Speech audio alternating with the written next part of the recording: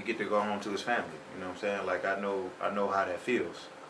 I know how that feels to be, you know, to be locked up and then like finally you getting out and you get to go see your family. Right. And I just feel like Kwame, what he was able to achieve in Detroit, man, like, you know, regardless of what anybody wants to say about him, like he's the youngest and he's black, and he's the youngest person to ever become mayor in Detroit. That's an incredible thing to accomplish. And he had a great deal of like shit on his shoulders. He had like a lot of shit on him. You know what I mean? Like at a young age that he had to balance. And you know he went in there and he did some things great, and he did some things. He made some mistakes. You know? And I feel like every single mayor that we've ever had made mistakes. You know, like he's just the only one who got indicted. You know, like, and you know, I could subscribe to a conspiracy and say, like I can say that they was targeting him. I could say many things, but here's one thing that's a fact. He made some mistakes. He went to jail. He did a lot of time. You know what I mean? He did a lot of time, and I just feel like from the journey that I come from, man, like nobody's beneath the possibility of improvement. You know, like the possibility of just making, like transitioning from a certain way of thinking to an elevated way of thinking. How do you think his release will affect the city of Detroit? How do you think he will be received? I know they already on Instagram, social media going crazy. But I've spoken to him. I have a personal relationship with him. He had some things that an agenda that he wanted to implement about prison reform. Due to the fact he was never incarcerated before. He had no idea about the way that they treat people in the system. He got a chance to go on the other side and experience some of the abuses, some of the constitutional violations that go on in prisons, and he's going to bring that back to the city. Do you think that Kwame's presence and the fact that he was the Detroit mayor can have some influence on the city overall? Of course, because I mean he still has the same influence. He still has the same influence, and the fact that his goal is to apply that shit in a way that progresses us. Like he's still gonna have us. He gonna have us behind him. You know what I mean? Like he's gonna have people that's against him. I mean that comes with it. Like along with great power comes great responsibility. He's gonna be tested. But if he could take everything that he's been through and apply it to the city in a way that helps the city, and he turns it into a positive, then it's all worth it. Like nobody's calling Jay-Z a drug dealer. Right.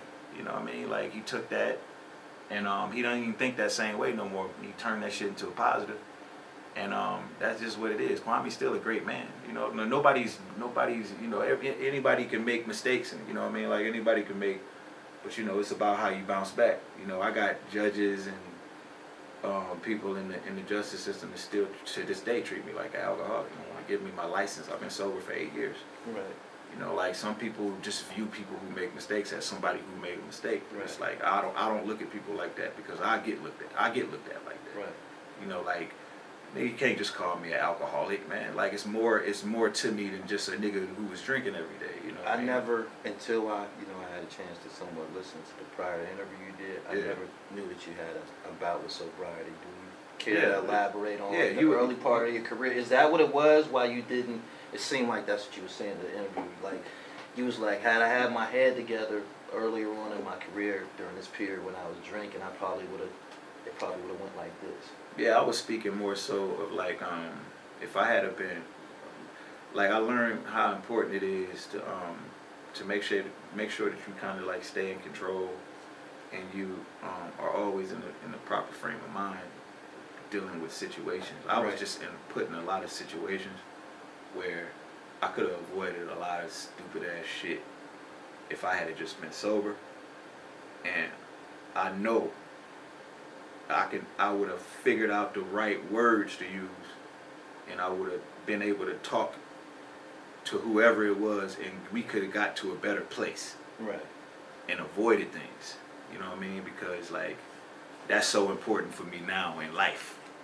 But like in my 20s, like the caveat is like you standing up for yourself, nigga. It's like nigga, you whoever got a problem, we just have a problem. You know, like we think that's part of like being a man, when it's not.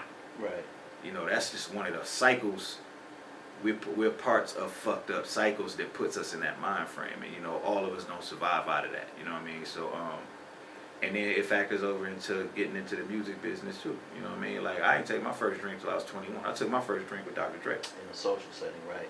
Yeah. You know what? It's funny that you said that, because as I started to escalate in the entertainment business, I noticed that every meal, every dinner, every meeting, every encounter, somebody would say, you know, let's have a drink, or every business meet, it was always alcohol there. And I was running with a certain artist down south, and we were going to business meetings and shit. I'm like, damn, man, we didn't drink like 4 times a day. I'm just a cameraman. Like, I'm not even with this shit for real. Like, I'm just doing it socially, but I'm like, it's very, very easy to see how somebody can develop a fucking alcoholism problem.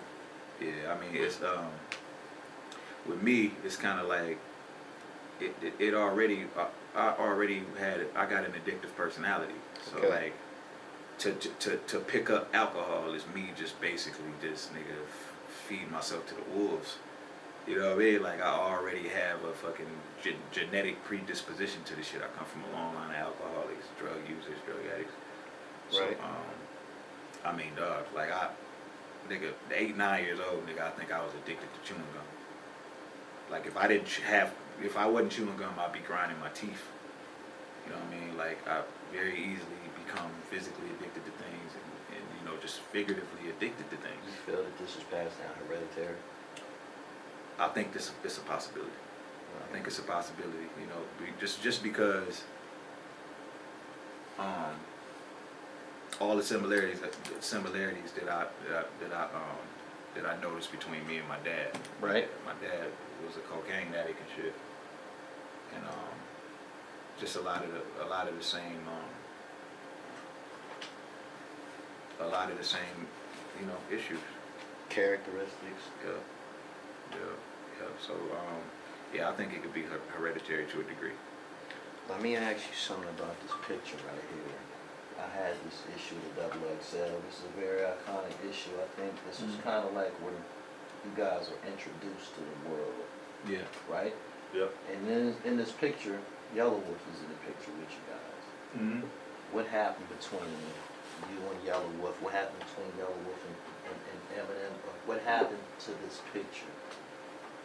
Well, the picture, at that moment right there, that's basically like when, this is before anybody's album came out, they had just signed all of us. And we was announcing to the world, this is like the new Shady, this is like the new face of the brand. Right. It's an exciting new thing, you know, everybody was cool with each other. And as far as Yellow Wolf, like me and Yellow Wolf, we have a personal relationship. We were cool, you know what I'm saying? So like, he would come to Detroit. You know, the last time he had came to Detroit, he came and I let him use my studio, and he had to make a deadline and shit. So I'm like, I'm a workaholic, bro. So like, I'm in here all the time. So I basically stopped working, let this nigga get my room, and I went in the B room and just like improvised over there so he can get done what he. Right. So I introduced him to my young engineer and shit. They got cool. My young engineer gave him some beats. And, later down the line, he ended up reaching out to my youngin about some beats and shit. They developed a little relationship, and then my youngin ended up going down there to work with him. And when he went down there, some things happened. Some things happened that I took personal offense to, and it was something to where, had I gotten a phone call just clarifying some things, I'd have been alright. You know what I mean? I wasn't really tripping, even though, you know, like I could have tripped over it, and I would have been well within my right to really just be super offended by what took place. Okay. But I try to have more of an open mind, but you know, just like the whole, like, just feeling like you didn't even, something like that could happen and you ain't even have to call me and at least clarify, or at least be like, yo, such and such happened, my bad, you know what I mean? Like, You met him through me, you know what I mean? You cut into him, you didn't say nothing to me. There's like so many little small rules got broken, and then when that happened right there, it was like, that was like the blow to our friendship. When you said you cut into him, you never introduced him to Marshall Mathers? No, I'm talking about my man, Yellowwolf, and the engineer. Okay, you never introduced your engineer to Yellowwolf. He cut into your engineer. Yeah, well, I introduced him here. Okay. And then he went home and liked some of the beats, so he ended up calling my engineer like 6 months later. Right. And when they started to talk, he cut into him about like trying to sign him and like, you know, if I meet somebody through he violated you know codes. I mean? He like, violated codes. So I just looked at it like, man, maybe he from a different culture. I ain't gonna trip, but that's kind of, I felt like it was kind of corny. But when he went down there and some things happened, I told myself I wasn't gonna air it out because I don't want to like. It's very difficult for me to do things, man, and in my mind, I feel like it's a possibility that it can be taken as I'm trying to use it as some sort of vehicle to sell something or like subscribe to some type of controversy. Like I'm not really into that, you know what I mean? Like, but what he did, I felt like I needed to address him publicly because that's the only way I really could deal with it. If I had dealt with it on some personal shit and just made a move on him, then I would have been like, I would have been taking it too far for who he is. You know what I'm saying? I get that. You know what I mean? Like, it was the only way I could handle it. I had to speak to him on some MC shit, but I had to let him know you're being held accountable because these guys, man, like, they run around in this shit, man, and they're very disrespectful with the art form, and I care about the culture.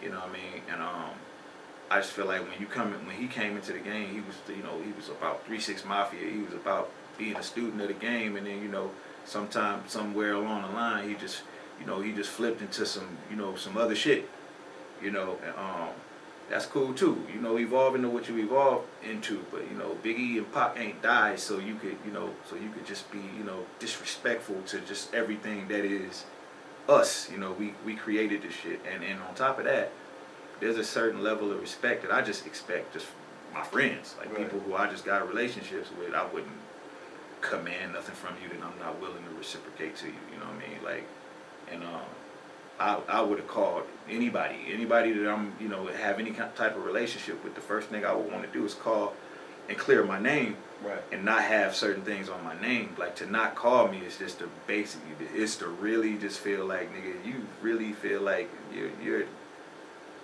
got a guaranteed spot in this culture. Like, I personally feel like I could remove you from the culture. That's just how I feel.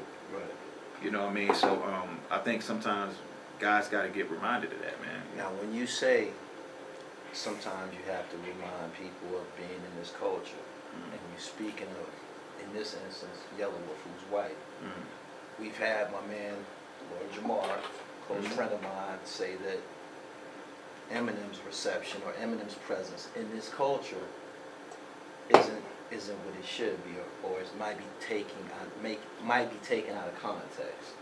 Do you feel that your perception or your the way you looking at Yellowwolf and the way that Jamar's looking at Eminem, guests in the culture, is similar? Yeah, I mean, it's definitely similar. The thing with me is, like, I wouldn't frame it that way when referring to somebody just because it don't really fit who I, like me. You know what I mean? I just don't talk like that. But it's a similar ideology that we share. Got it. But I'm not like, it wasn't really about that with me. To me, it was just about respect. Okay. You know what I'm saying? Like, it was about respect, but that part of it just happens to coincide with it. Okay. It all goes together. But really, the main thing I was kind of tripping on was just like, man, like, I thought you kind of knew me. I thought you knew better than that, my nigga. You done been to Detroit, like, they not from the culture. Yeah, so man. It's some like things that they might forget along the way. Dog, I was just like, man, dude. And then he put up a post like some tough guy shit. I was just like, bro.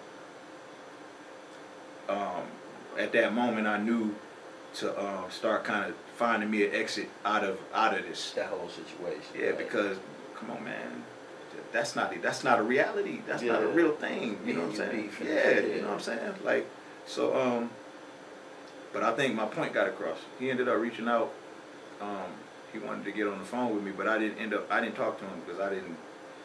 To me, it's the same entitled behavior. Right. You know, now you want it to, now you want it to stop.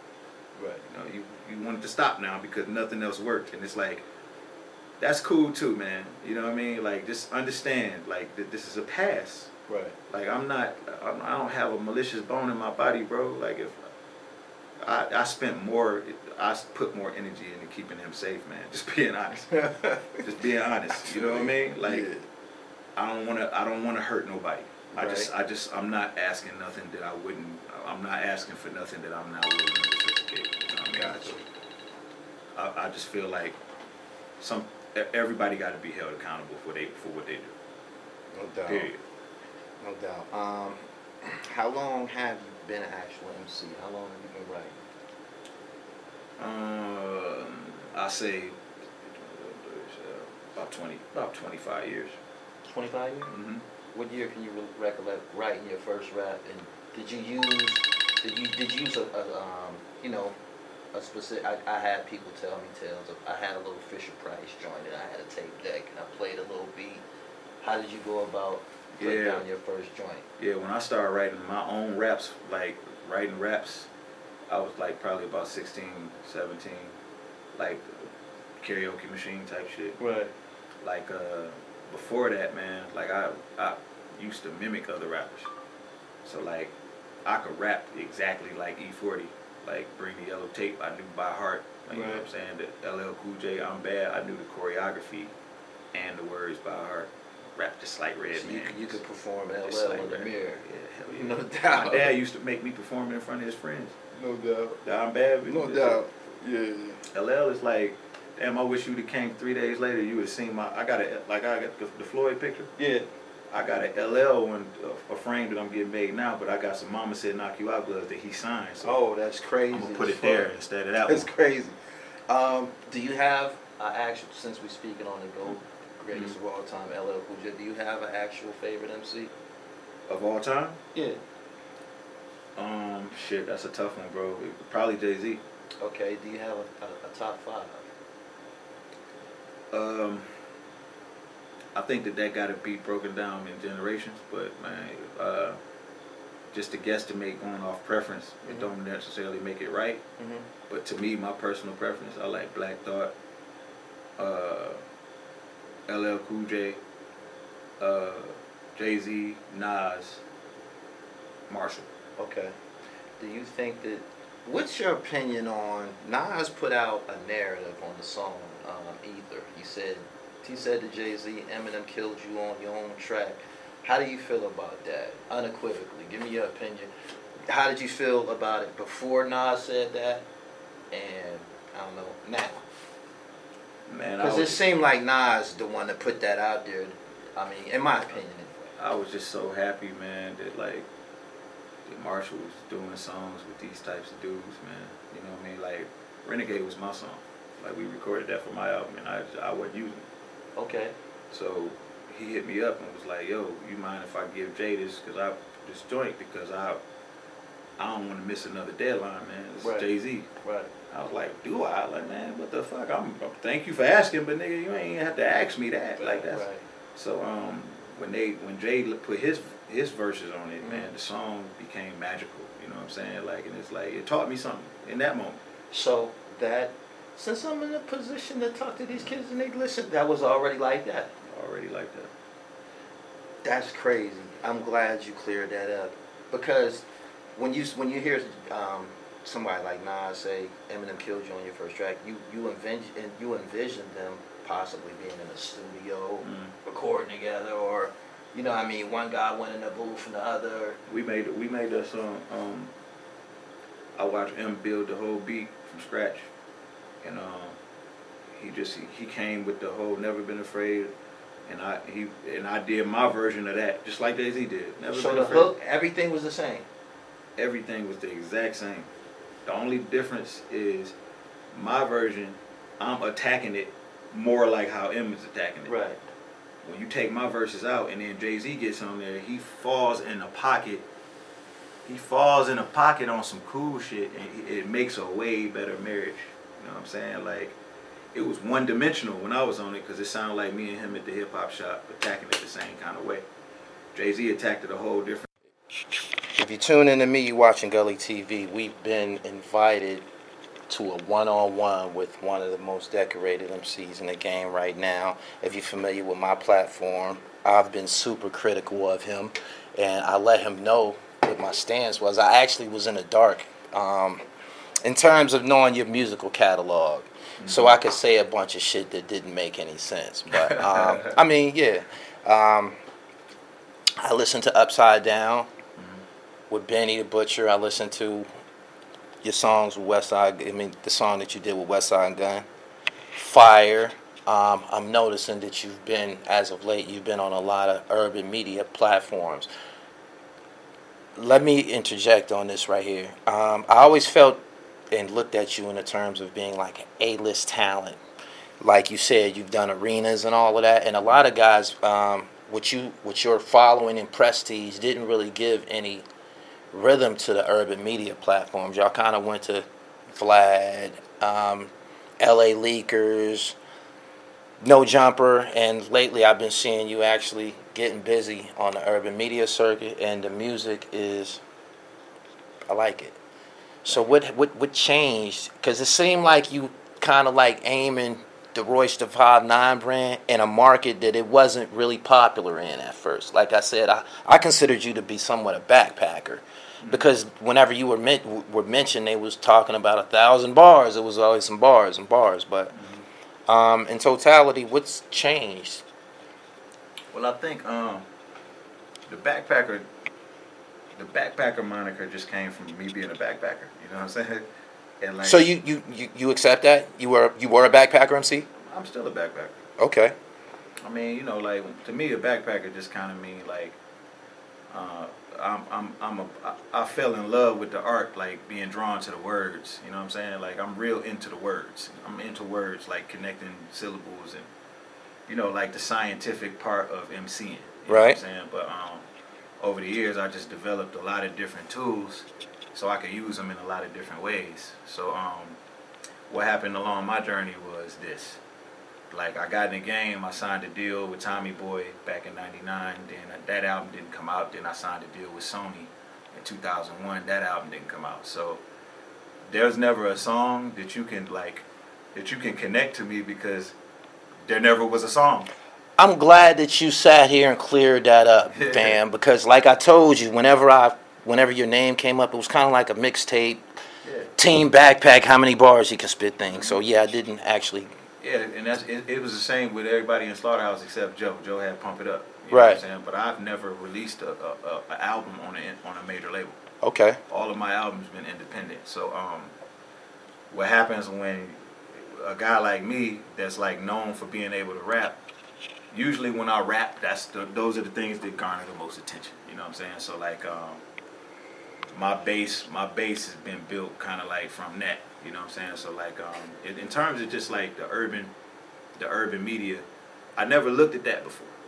Right. You know what I mean? Like how it would normally go for me, it's like when I'm about to put an album out, I hire a publicist. The publicist lines up a bunch of shit and I go do it. Right. Now, in my older age, I'm more accessible. I just want to be I want to be in control of anything that's involving my narrative. You know what I'm saying? Okay. Like so, I'm real against division right now.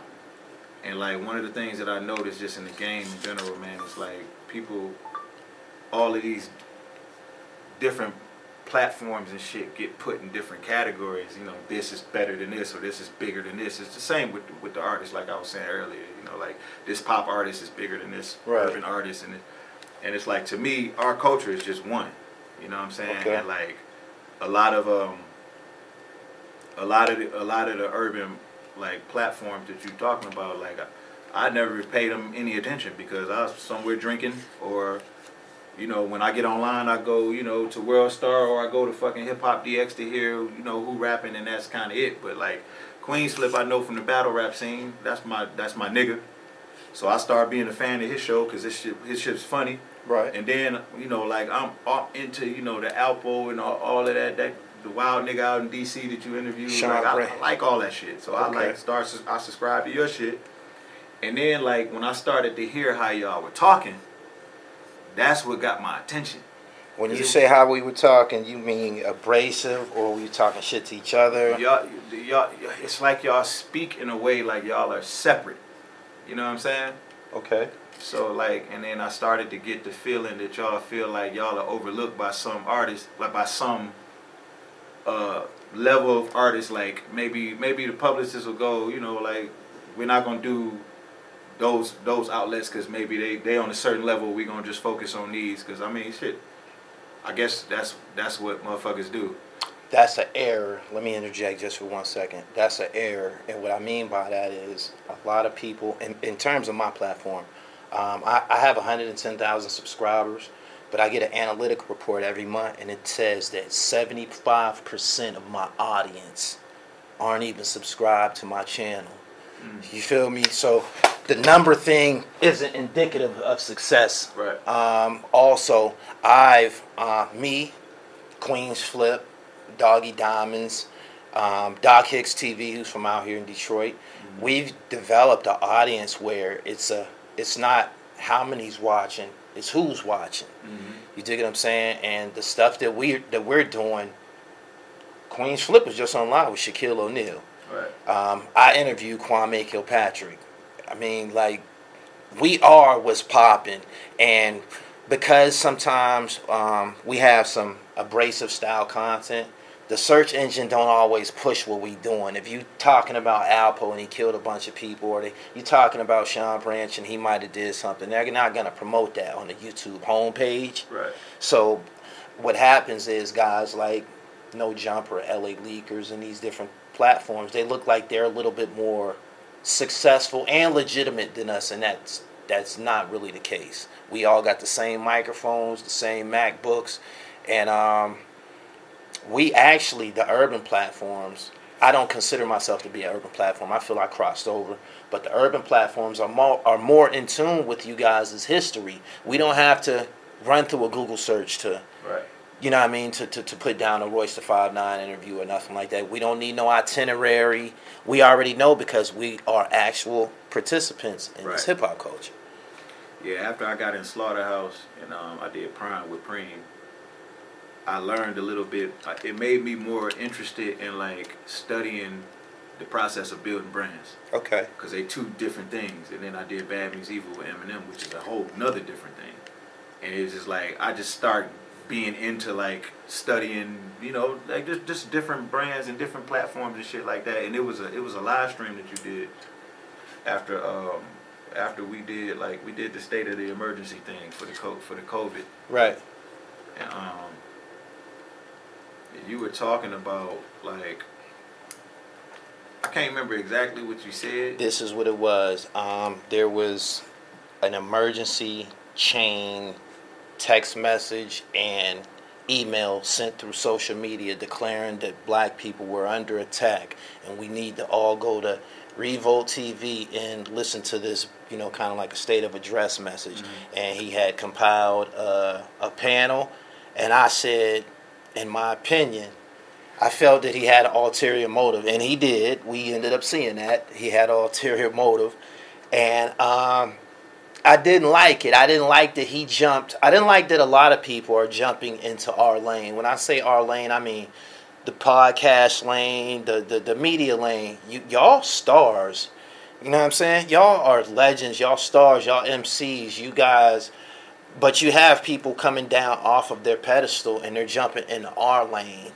You feel me? And when I see somebody like Puff jump into my lane and tell everybody to come to his platform, we're under attack. I've been talking about Dr. Sabi and Ginger and all type of health awareness for the past 2-3 years.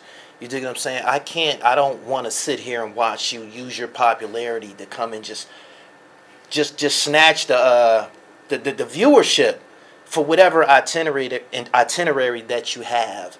And that was the live that brought me and you together. That's how we had our conversation. That was interesting to me because being in Detroit, obviously the COVID shit hit here real hard. You know what I'm saying? Like my auntie and uncle actually own the biggest funeral home here. It's called the O.H. Pye Funeral Home. Okay. And shit, they ran out of room to put bodies outside in vans and shit. You know what I'm saying? And I did a lot of work on the front lines at the hospitals, donating shit. So there's a lot of things that I seen firsthand. And then my father caught the shit. Okay. You know what I'm saying? So like, it hit super close to home with me. And then like, I was just looking at everything, man. It's just like you can look online and you can just see the problem. Like you can see where we're all scattered out. You know, like everybody's doing their thing in their own way, but it's only the black community. Right. You know what I'm saying? So it was just like, and then it was like, I had been following you for a minute, and I was just like thinking to myself, like, this dude is speaking directly to the communities that are affected the most. You know, like, so the words that come out of your mouth in regards to the COVID thing are more important than anybody's. Okay. You know what I'm saying? So like, and I was a part of that panel that Puff called. So and then you had said some shit about me a couple times. You know what I'm saying? So it was just like, you already were on my radar as somebody like who like, I was like, I know this dude is cool with Lord Jamar, but I know he don't fuck with me. But I like I like the channel. I like the channel. You know what I'm saying? And it's like, he think we so separate. You know what I'm saying? So I followed you on Instagram, and then I DM'd you, and then I ain't get a response, and then for some reason I looked on your page and it said contact, and I never did that on nobody's Instagram. I hit the contact button and the number popped up. I'm like, is this nigga's number? So I called it. Yeah. So it was like, pick up, hang up. I was like, hello? So I text, what up? This Royce. You know what I'm saying? This Royce. What's up, my nigga? And, nothing. So I called again. Hang up. So then text back, yo, if this really Royce, I'll FaceTime with you. Otherwise, you know what I'm saying? So a lot of bullshit on the internet. Yeah, right. So I was like, okay, so he must have people playing on his phone. So I FaceTimed you. And then that was our first time meeting. But my whole purpose of calling you was like, first of all, to let you know that I was a fan of the show. You know what I'm saying? And then second of all, to let you know that, man, we not as separate as niggas think. Right. You know what I'm saying? Like, so it's like, it seemed like you were amongst this group of hip-hop elites who would never fuck with us. I feel that you stepped out of it recently. When I seen you on Mav Hoffa's Expert Opinion, that shit meant a lot to me. You feel me? When I seen Jake the Snake Roberts, the wrestler, on Queen's Flip, that shit meant a lot to me. I'm like, man, they starting to represent and respect our motherfucking dribble. Like, that's all we want is that. Now, if I had to be what I would call extra critical or put some sauce on it, it's because I was trying to get here. right. You feel me? That might have been the only way that I could have generally got your attention. It's similar to 50 Cent writing a How to Rob an MC record. So, as you see, I'm 100% professional, and we spoke prior to this, and yeah, again, you definitely cleared up, I think you cleared up a misconception for a lot of people when you said, I never put out an album. Like, people probably would look at you because we've seen you on BET and all this shit and think you got albums and shit. People think I've been signed to like Shady this whole time. I've never been signed to Shady. That's another misconception. Let's talk about that. Why do people generally always link you and Eminem no matter what happens? Not to mention, it seems like whenever he gets in a conflict, y'all just jump out the woodwork to defend him on, on the mic. When he's a highly skilled MC himself, like, people be wanting to see what the fuck he gonna say. A lot of times he don't even get a chance to say nothing. Well, I think people associate me with him just because we came into the game together. He put me in the game, and he is a huge star. So like his star power is just like it speaks loud. You know what I mean? So like that's how people associate us. Now in terms of me defending him, I never defend him on the mic. I don't need to defend him on the mic. Is there a perception that Yeah. you know when you get into something with somebody like Yellow Wolf, people say, "Oh, he defending Eminem again." No, because I didn't have nothing to do with Marshall. But, Okay. yeah, like I've been very vocal in the past about certain things being said about Marshall, you know, because he's not vocal, because that's not what his platform is. He doesn't speak off of his platform much. Mm-hmm. You know, like my voice is a little louder than his in the culture, and it's like it's certain things. When you say your voice is a little louder than his in the culture, why is it like that? If he's often mentioned as being one of the faces of the culture, why is your voice considered to be louder, and why doesn't he offer an actual presence? I mean, people have their picks whether or not who's the GOATs, who's the tops of all time. That's never gonna end. But why do you feel that your voice is louder? I speak more. Okay. You know, like I'm more engaging. And I'm more interested in the things day to day that goes on. Like my voice is louder than Nas's. My voice is louder than Jay-Z's. They don't speak. You know, that's just like on their level. That's just the way that they carry with their brand. Right. Everybody's just different. You know, and sometimes I feel like certain things are being said or certain narratives are being shaped, and it's damn near like how you feel if you feel like something is being said about your friend, and your friend ain't here to defend himself, but you standing right there. Got you. And it's kind of like, but that ain't true. You know what I mean? Like, so it's like the only time I ever step up and say something is when some shit ain't true, or when it's some shit that's just false. You know what I mean? But see, the problem with that, man, and one thing that I learned is no matter what I do, if I say something, then it's gonna somehow get turned into these niggas think I can't have my opinion, and this nigga always caping for him.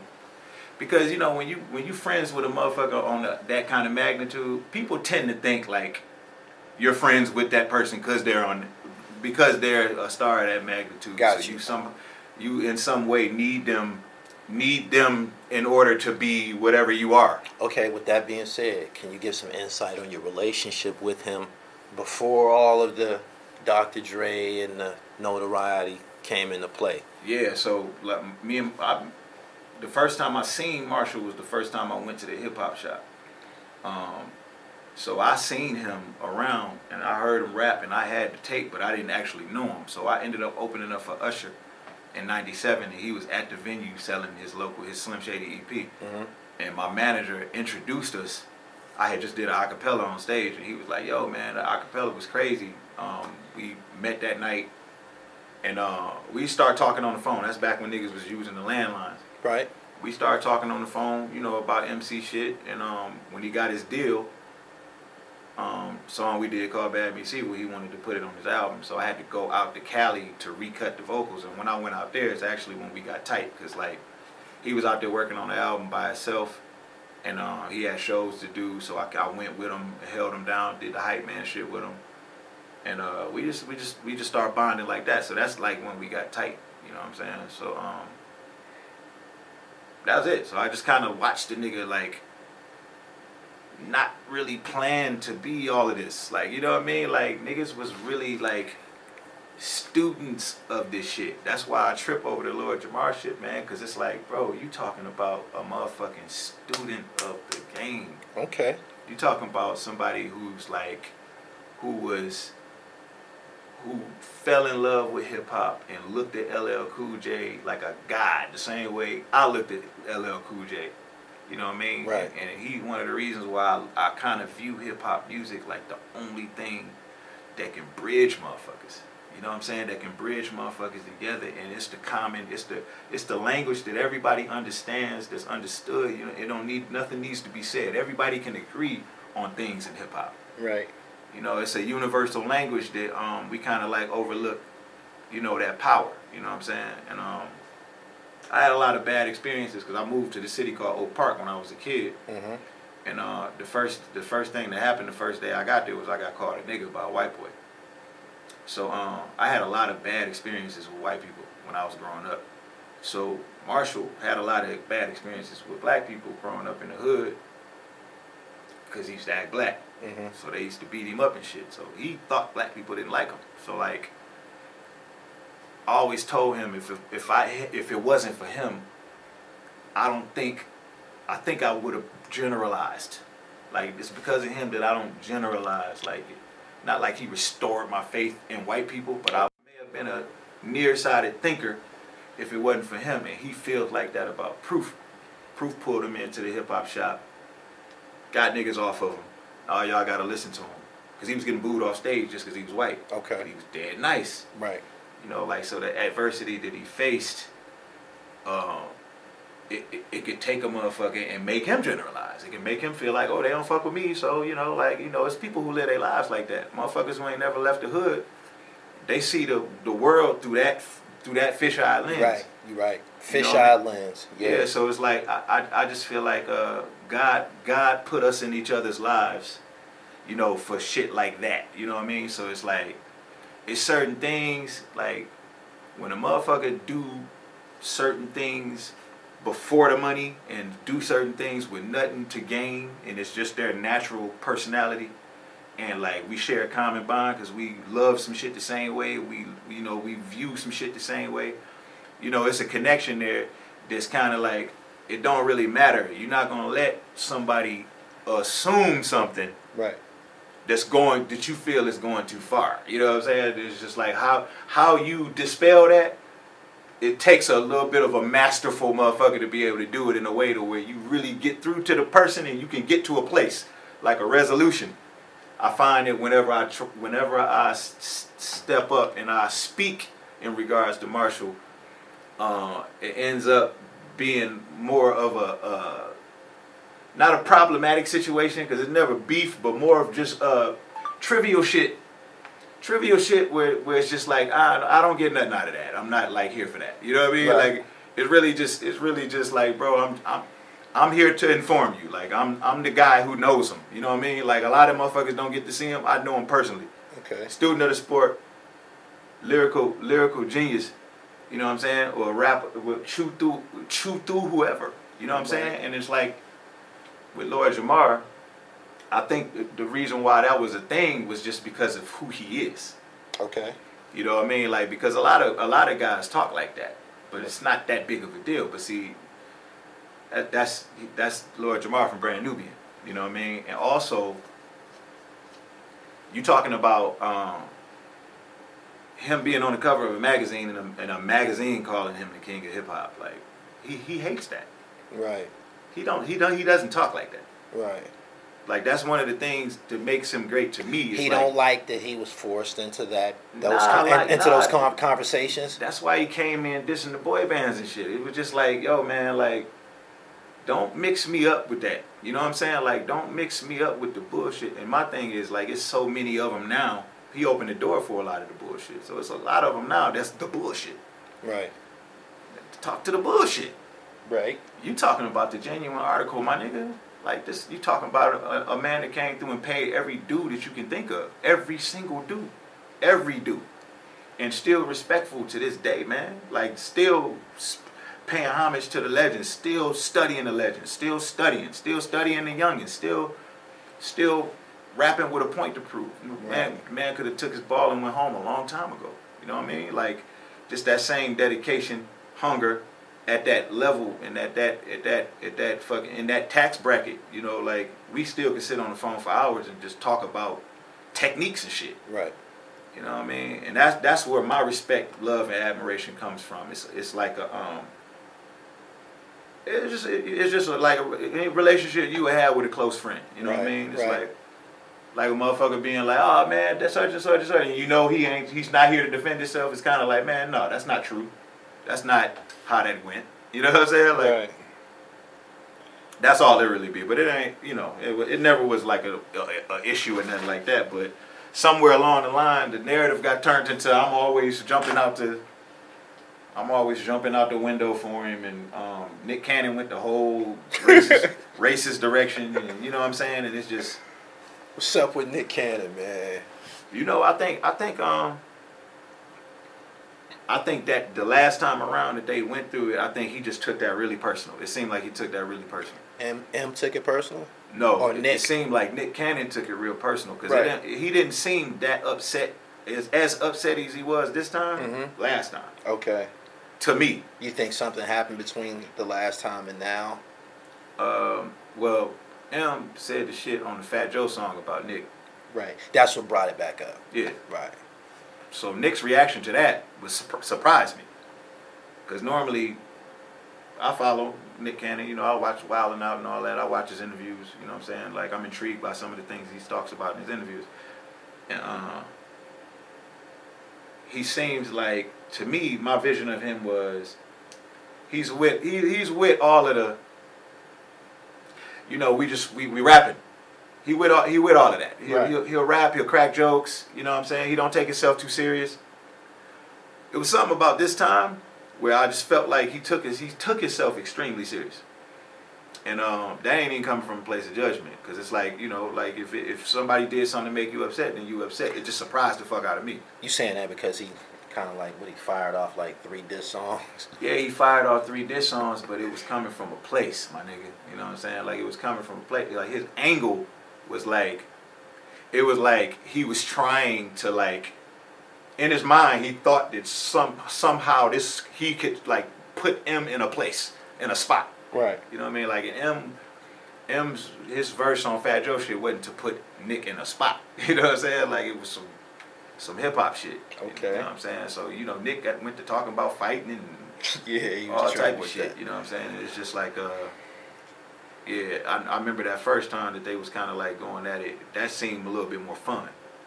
You know what I mean? So, like, you know, then I got like a couple phone calls. I got to talk to this nigga, this OG, that OG. I'm like, bro, I'm not about to be talking on the phone to you decorated gangsters about Nick Cannon, my nigga. Like, no disrespect. No disrespect. But it's just like, that ain't what we doing, man. This not where we at in life. Right. We did all of this already. You know what I'm saying? So it's like this is rapping. Let's put this back in perspective. You know what I mean? So no harm, no foul. You know, if the man took it, if the man took offense to it, then in my opinion, it's time to let it go. You know what I mean? And it's time to stop adding fuel to it. Speaking of letting things go, when are you gonna turn Ashley loose? Ashley? Yeah, man. During the course of me doing my, preparation to come down here, I looked at a few of your videos.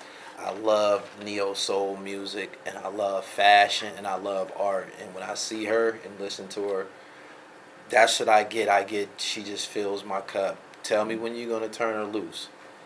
Yeah, man, I'm gonna play you some shit too. She got some incredible shit, man. And I was actually in the process of mixing it right as the lockdown started.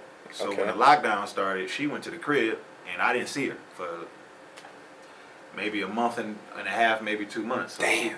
She just came back up here yesterday. That was my first time seeing her, so we getting back started, finishing her shit. But I had planned on dropping it right off of my album, 'cause a lot of people was talking. But now, since that shit happened, so that video, she got a big response. People like, yo, who the fuck is that? Hell yeah, I was ready. Yeah, she was kicking that shit, yo. I was gearing up. I'm focused on her now, but I mean, I was getting ready. You know what I mean? And the pandemic just kind of fucked all that up. So we just gonna finish mixing the songs. She got a couple of new ideas that she wanted to work on, and we gonna start releasing music on it. She ready to go. Yeah.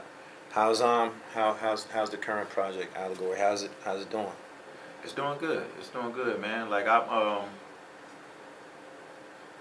like getting my ideas out, and I'm like, the fulfillment for me comes in just completing shit. You know what I'm saying? Like it's a milestone for me that never really even was in my on my checklist of things to do. Like, I never had any desire to make beats. That shit just kind of happened. Right.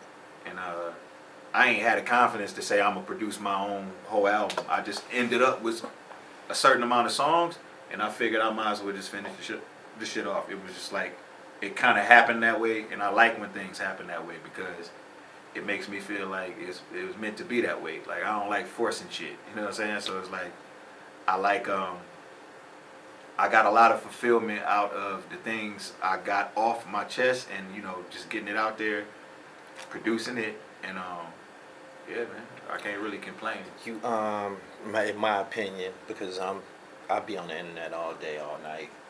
Had you not switched speeds, had you not made some transitions, you might not have been here.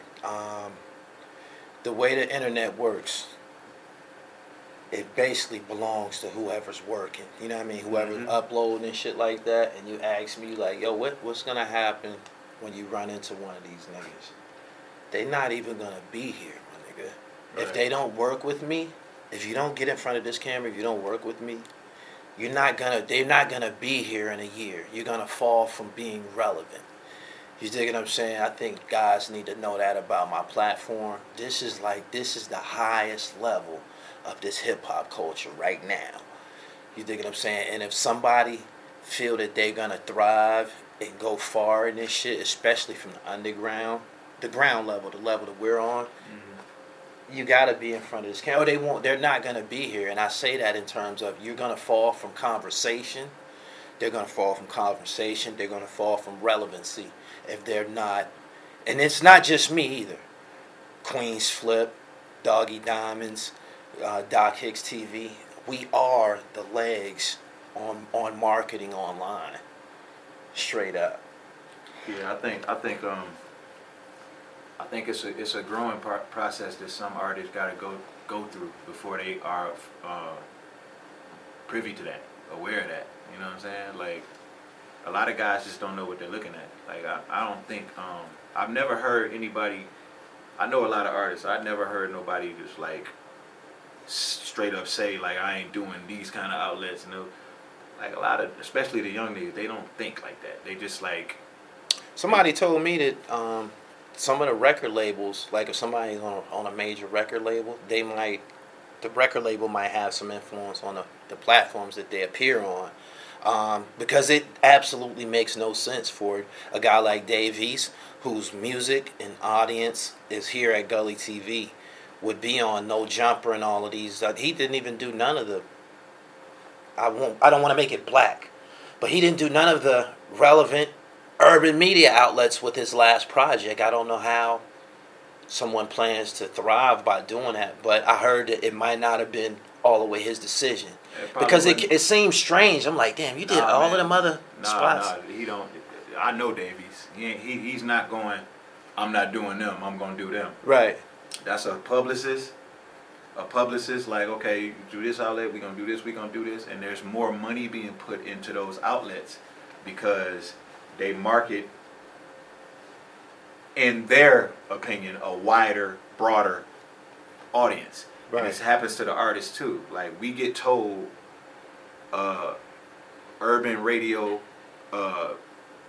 rhythmic radio is all the chitlin circuit. But you are officially successful and you blown up when you crossed over. Okay, now, doesn't that sound retarded, being as though me and you just established that the culture was created and belongs to us? Yeah. You feel me? But in order to be relevant or be popular, you don't want to fuck with the chitlin circuit. That's what we've been labeled. Yeah, and that's kind of like what gets pushed on niggas. Yeah. You know what I mean? Like, I honestly feel like whenever the narrative is going in a particular direction and it's being controlled by whoever is spending the most money, and it's always the big corporation. And the big corporation is always going to make the culture feel like there's not a whole lot of money in the black community. You know, like, that's not considered success. But when you go over to Channel 955, that's the pop radio station here. When you get a song on Channel 955, that's a hit. You know, like, what's her name? Taylor Swift. That's big time. You know what I'm saying? Right. And it's like perspective. Like, who's responsible for delivering these sorts of narratives? Whenever I've came, closer to the higher, the summit of hip hop and entertainment, nobody in the room looked like us. Nobody who was out giving out these directives, none of them had our background. The same thing goes in in the film industry, I've had people contact me from Hollywood and ask me about Tupac or Haitian Jack or something that happened in the streets because they're totally clueless on what the fuck is going on, but they are at the top of. Yeah, I mean, you have a room full of motherfuckers meeting about, you know, marketing a project that, you know, that they have no idea how to make a record. They have no idea how to frame what it is that you are. Right. They have no idea of how to communicate with you. They are fucking taken aback by you and everything that is you. Right. But if you can't figure out a way to articulate what it is that you are, and you're dependent on a label to do that, then yeah, you're just gonna go through the motions. You know, they're gonna put you on a chart, right, and tell you you're number 3, you're number 4, you're number 5. And in your mind, you're just trying to get to number 1. right. So in order to get to number 1, white people have to like you. Do you feel that these charts can be compromised? A couple of days ago, 6ix9ine made a video that went viral where he said that you can pay for positions on the Billboard charts. Because he said this, they totally removed them off the charts. Bro, those charts don't mean anything. Okay. I've been saying this like my whole rollout. That shit don't mean nothing. Those charts don't mean anything. The first week sales don't mean anything. How much somebody's streaming don't mean shit. You know what I'm saying? It's like, it's about the impression on the culture, and it's about understanding and knowing what it is that you're looking at. You know, Tyler Perry is extremely successful because he knows exactly what he is, and he targets the audience that fucks with him. And he makes billions of dollars off of that. He didn't let Hollywood tell him that there's no money in the black community. He makes movies for black people. Right. And that's what he does. You know, like, he didn't decide, yo, I got to figure out a way to be marketable to all, so I'm gonna add in a few white people in the cast of Medea. Right. You know what I'm saying? Like how, you know, how they try to do to the Chappelle Show. You know, like take the black girl out, put a white girl in. You know, now some of the humor sounds like it's more at me than with me. You know what I'm saying? Like, and Chappelle didn't want that to be his narrative, so he walked away from that. Right.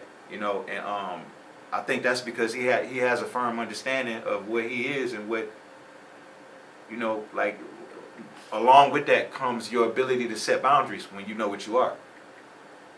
You know, like as drunk as I used to get and how fucked up I was, man, like there was a few things that I knew. I knew I didn't want to lose my family, my wife. Right. And I knew that I didn't want to be one of these niggas out here looking crazy like a rapper. Yeah. I knew those two things. And my drunkest nights, I knew those things. So, you know, like that's why one day I just got up and I just said, yo, that's it. I'm not drinking no more, because I knew drinking is the common denominator. That's the one thing that's helping to cause a lot of the shit that was problematic. You know detoxed cold turkey. You quit cold turkey, or it was a process? Cold turkey. I mean, it was a process, but yeah, like when I finally stopped, it was cold turkey. But it was definitely a process. But when I was like, yo, I'm not doing it. I called my mom, I called my dad, I called all my friends. I called Marshall, you know, because he's in sobriety before me. Right. And I was like, that was it, you know. And I just that was it. But I was like really at that point where I was like just tired of the bullshit, man. Just tired of the bullshit. Do you have a relationship with Obi Trice? I don't.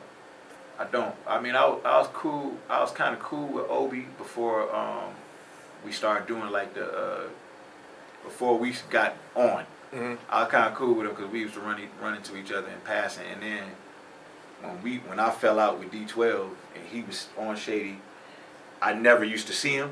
Mm-hmm. But you know, he was just, you know, he was over there. He was over there. I was over here. You know what I mean? So I actually didn't see Obi again until way after the fact, way after proof was already gone, and I would see the homie, and it was like, just kind of like, what up? You know what I'm saying? Yeah. Like, no problem, but just Right. never got the opportunity to really build no real foundation of a relationship. Right. You know what I mean? One of the last things I want to ask you